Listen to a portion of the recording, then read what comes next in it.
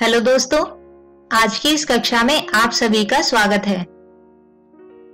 दोस्तों, आज के हमारे इस वीडियो में हम अध्याय वैद्युत चुंबकीय प्रेरण का 5वां और अंतिम भाग समझेंगे। इस अध्याय में हम जानेंगे प्रत्यावर्ती धारा जनित्र यानी एसी जनरेटर को। तो आइए शुरू करते हैं आज का ये वीडियो। दोस्तों, विद्युत चुंबकीय प्रेरण परिघटना का प्रौद्योगिक रूप से कई प्रकार से उपयोग किया गया है। एक असाधारण तथा महत्वपूर्ण उपयोग प्रत्यावर्ती धारा यानी एसी का उत्पादन है। इस वीडियो में हम इस मशीन के मूल सिद्धांतों का वर्णन करेंगे। दोस्तों, इस मशीन के विकास का श्रेय युगोस्लाव वैज्ञानिक निकोला टेस्ला को जाता है।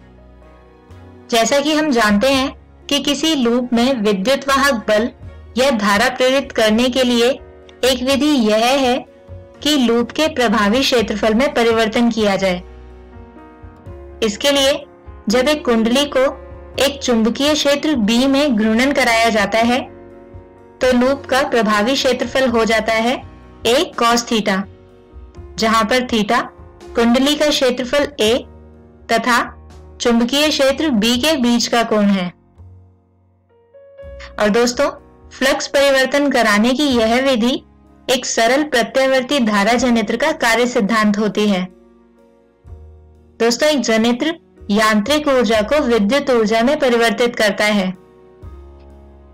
यहाँ पर इस चित्र में प्रत्यावर्ती धारा जनित्र के मूल अवयव दर्शाए गए हैं। इसमें एक कुंडली होती है जो रोटर शाफ्ट पर आरोपित होती है। कुंडली का घूर्णन अक्ष चुंबकीय अक्ष की दिशा के लंबवत होता है। इसके अतिरिक्त कुंडली, जिसे आर्मेचर कहते हैं, इसको किसी एकसमान चुंबकीय क्षेत्र में किसी बाह्य साधन द्वारा यांत्रिक विधि से घूर्णन कराया जाता है। कुंडली के घूमने से इसमें चुंबकीय फ्लक्स परिवर्तित होता है, जिससे कि कुंडली में एक विद्युत वाहक बल प्रेरित होता है। दोस्तों, कुंडली के सिरों को सर्पी वलयों यानी स्लिप रिंग्स तथा ब्रशेस की सहायता से एक बाह्य परिपथ से जोड़ा जाता है। जब कुंडली को एक समान कोणीय चाल ओमेगा से घूर्णन कराया जाता है तो चुंबकीय क्षेत्र सदिश B तथा क्षेत्रफल सदिश A के बीच कोण थीटा का मान किसी समय t पर बराबर होता है ओमेगा t के। परिणाम स्वरूप कुंडली का प्रभावी क्षेत्रफल, जिसमें चुंबकीय क्षेत्र रेखाएं होकर गुजरती हैं, समय के साथ परिवर्तित होता है। यहाँ पर इस समीकरण के अनुसार किसी समय t पर फ्लक्स है BA cos थीटा के बराबर, या इसे लिख सकते हैं BA cos ओमेगा t। दोस्तों, फैराडे के नियम से N फेरों वाली घूर्णी कुंडली के लिए प्रेरित विद्युत वाहक बल होगा E बराबर ऋणात्मक N d phi B बटे dt, जो बराबर होगा ऋणात्मक N BA d बटे dt cos ओमेगा t के, जिसे हल करने पर लिखा जा सकता है E बराबर N BA omega sin omega t। यहाँ NBA ओमेगा विद्युत वाहक बल का अधिकतम मान है, जो साइन ओमेगा t के धनात्मक तथा ऋणात्मक एक होने पर प्राप्त होता है। यदि हम यहाँ NBA ओमेगा को E0 से दर्शाएं तो E बराबर होगा E0 साइन ओमेगा t के। और दोस्तों, क्योंकि ज्या फलन यानी साइन फंक्शन का मान धनात्मक 1 से ऋणात्मक 1 के बीच बदलता है, इसीलिए विद्युत वाहक बल का चिन्ह या ध्रुवता समय के साथ परिवर्तित होती है। यहाँ चित्र में दर्शाया गया है कि जब थीटा 90 डिग्री या 270 डिग्री होता है तो विद्युत वाहक बल अपने चरम मान पर होता है, क्योंकि इन बिंदुओं पर फ्लक्स में परिवर्तन अधिकतम है। क्योंकि धारा की दिशा आवर्ती रूप से परिवर्तित होती है, इसलिए धारा को प्रत्यावर्ती धारा यानी अल्टरनेटिंग करंट कहते हैं।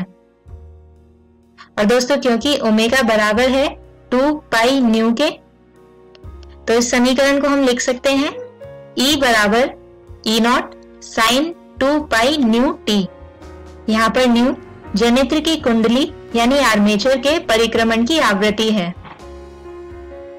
दोस्तों, व्यावसायिक जनित्रों में आर्मेचर को घुमाने के लिए आवश्यक यांत्रिक ऊर्जा ऊंचाई से गिरते हुए पानी द्वारा प्राप्त की जा सकती है, जैसा कि प्राय बांधों में होता है।